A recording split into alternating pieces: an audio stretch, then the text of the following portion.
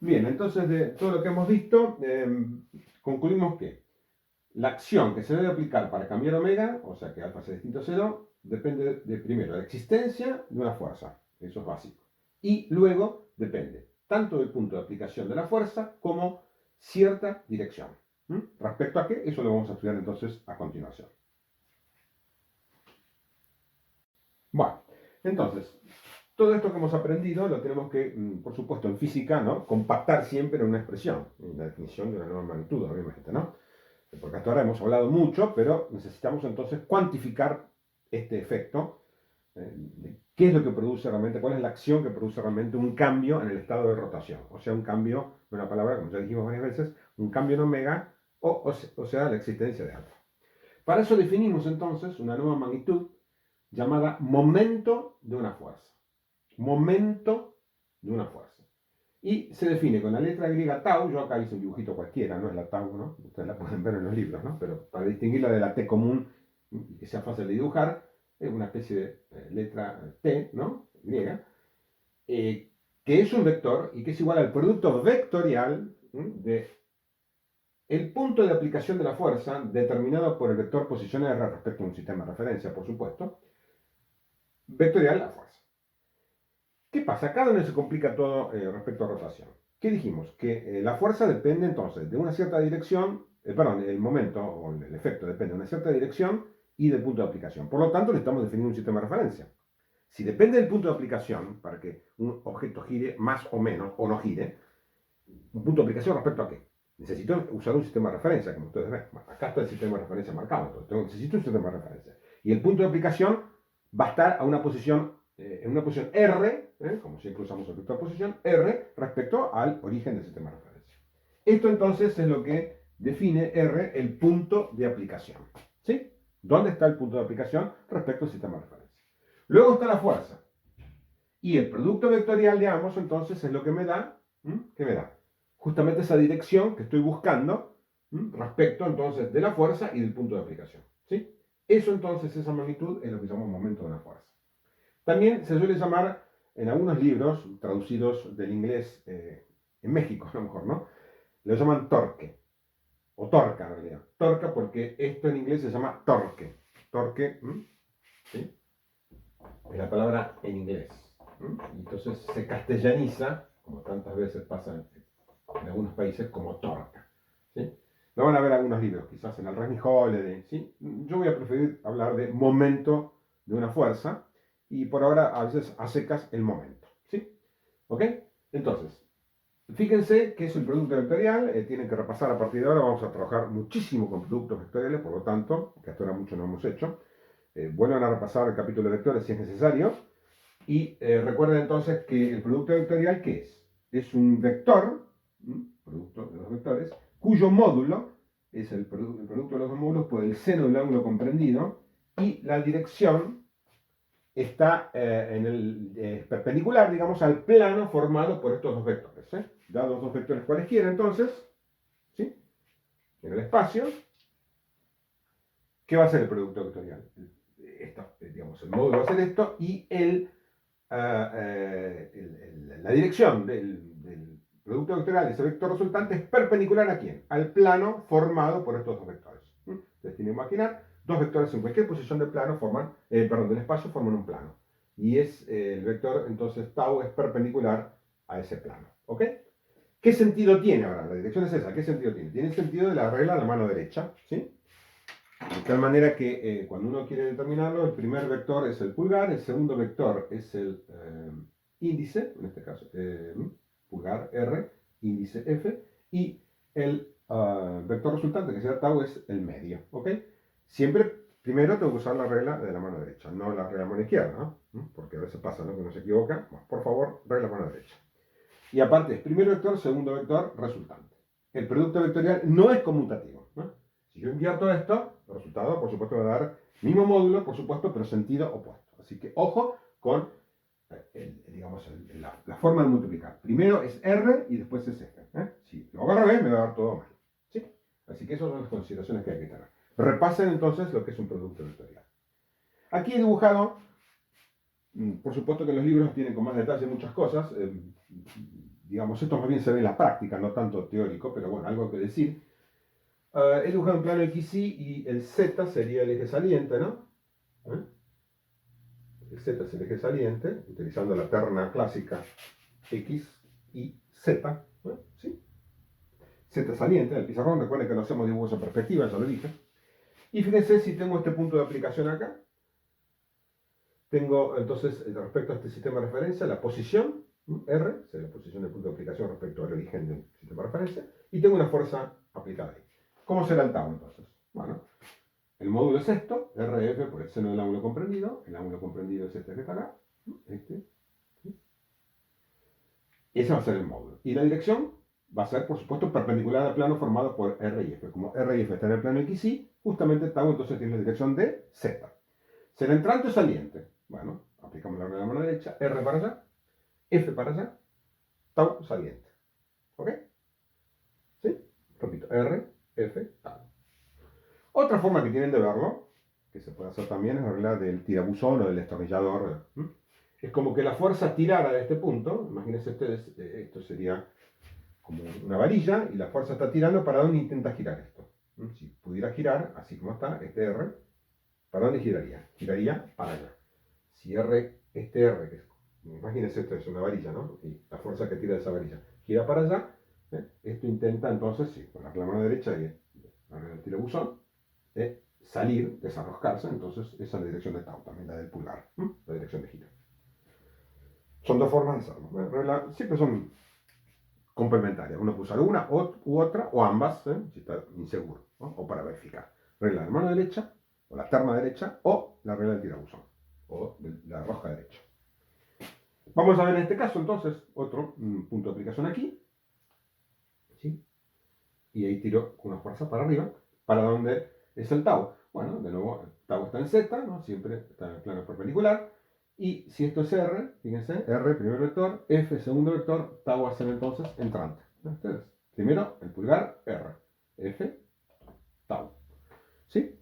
¿Y para dónde gira esto si fuera la varilla? Bueno, si esta es la varilla y la fuerza tira así, va a girar así. Si gira así, está girando así, la rosca es entrante, recuerden, en N. El pulgar indica el sentido. Por supuesto que estos son los ejemplos muy simples, ustedes en los libros pueden ver más, yo no voy a aburrirlos con esto. Esto, por supuesto, ustedes dirán, bueno, puede estar en el espacio, sí, si está en el espacio se complica, como ustedes se dan cuenta, como dije recién. Si tengo los vectores que están así, bueno, tau va a estar en este sentido, ni en X ni en Z, pero como yo puedo elegir mi sistema de referencia de forma arbitraria, ¿qué me conviene siempre elegir? Que uno de los planos, X, Y, básicamente esté en los dos vectores y en Z esté tau. Generalmente eso es por conveniencia, ¿no? Para poder dibujarlo fácil. ¿Sí? Si yo tengo un plano cualquiera, por ejemplo, con el pizarrón, y tengo los vectores así, se me va a complicar, como ustedes ven, ¿no? Obviamente. Estoy complicándolo un poco innecesariamente. ¿Ven? Si tengo los vectores R y F así, ¿qué puedo hacer entonces? Rebatir este plano y decir que XY, el plano XY está contenido, digamos, el plano de estos dos vectores. ¿Se entiende? Para simplificar. Miremos ahora una cosa interesante, que es esto que está acá. He dibujado una cosa parecida a esta, el punto de aplicación, aquí, ¿sí? Y aquí. Y hay dos formas de interpretar el momento, que es muy usual esto hacerlo. Mirando a la expresión del módulo, fíjense lo siguiente. Yo tengo R y tengo F. R y F. ¿Ves? Parecido a esto. Este es el ángulo beta, el ángulo entre ambos, seno de beta.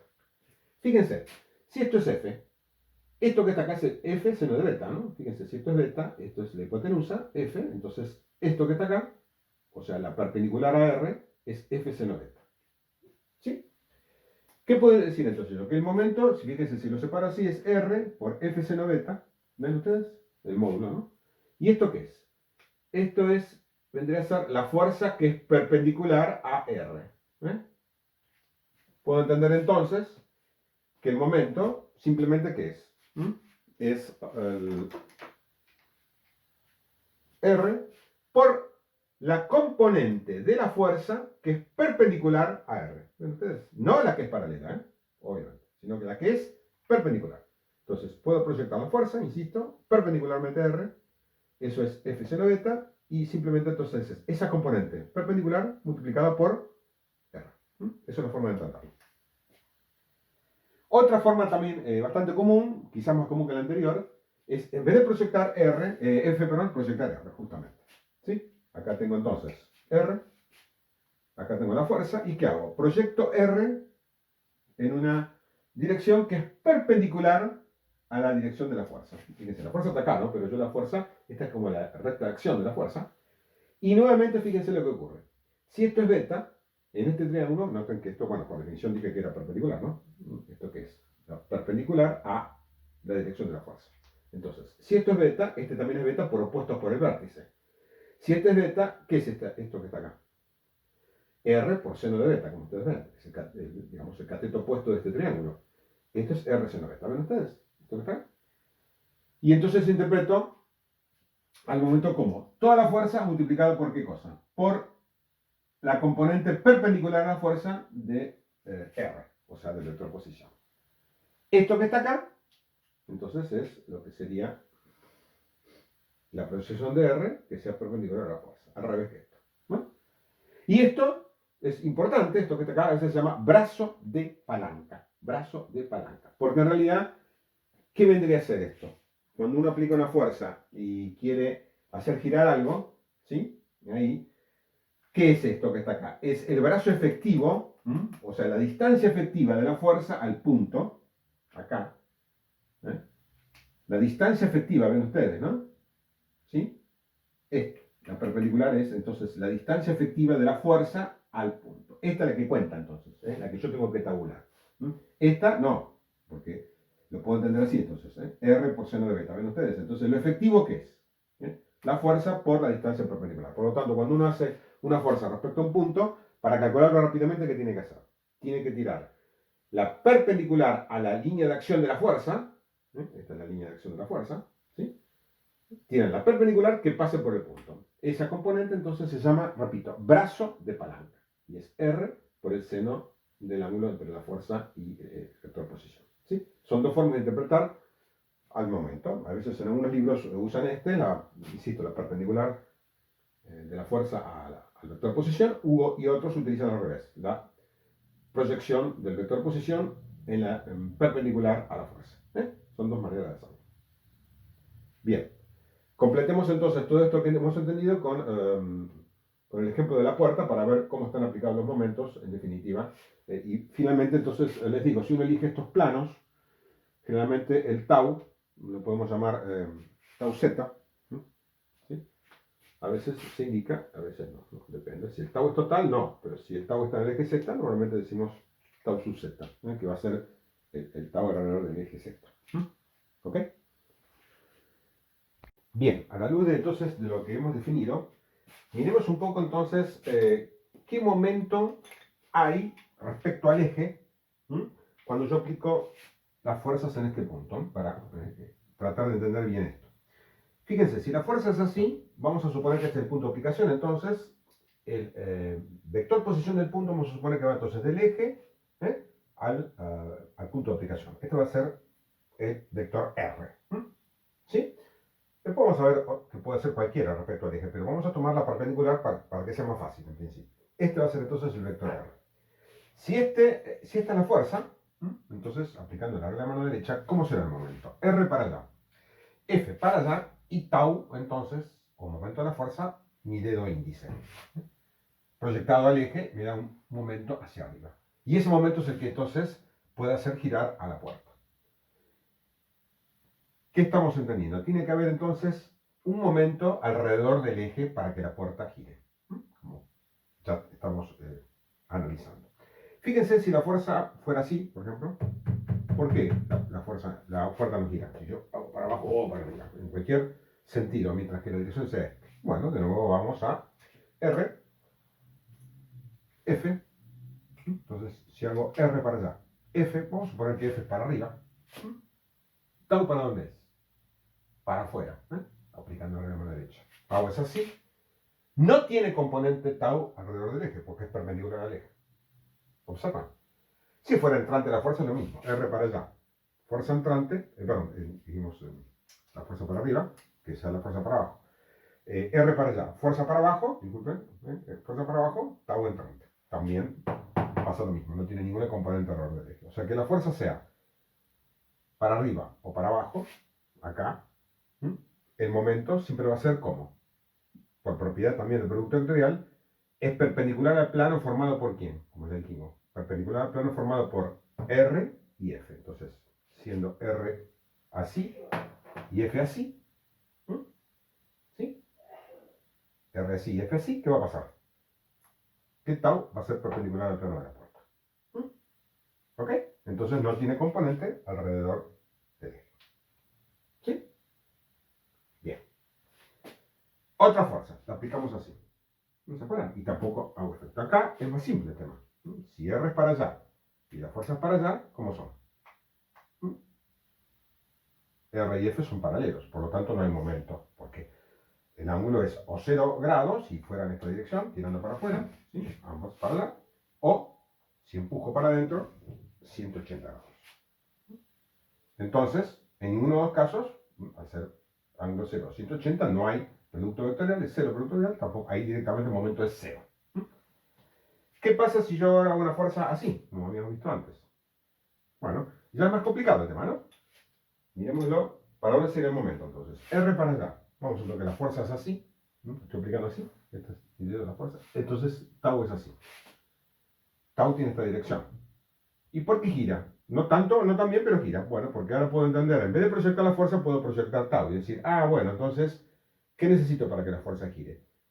Que haya un momento alrededor del eje. ¿Cuál es el momento alrededor del eje? La proyección de este tau, este es el tau total, en el eje. Hay una proyección. Como hay una proyección, entonces la puerta gira. La otra proyección de tau, no, la puerta no gira. ¿Se entiende? Entonces siempre puedo entender, o bien proyectando la fuerza, o bien proyectando el resultado, que es tau, el momento, tiene que haber entonces en una palabra, ¿qué cosa? Un momento alrededor del eje, o en la dirección del eje, a la cual está vinculado el cuerpo para que se produzca un cambio de omega, o sea, una palabra que haya alfa. Entonces ese momento lo vamos a llamar el momento alrededor del eje, o a veces tau z, tau sub z, indicando que el eje es z. Por costumbre, normalmente el plano entonces horizontal es xy, y el eje al cual gira lo llamamos z, ¿no? Eso, por costumbre. Pero en realidad, bueno, cualquiera que sea la dirección va a ser, entonces en definitiva, que tiene que haber una componente de tau en la dirección del eje. Ese es, digamos, lo necesario para que exista alfa.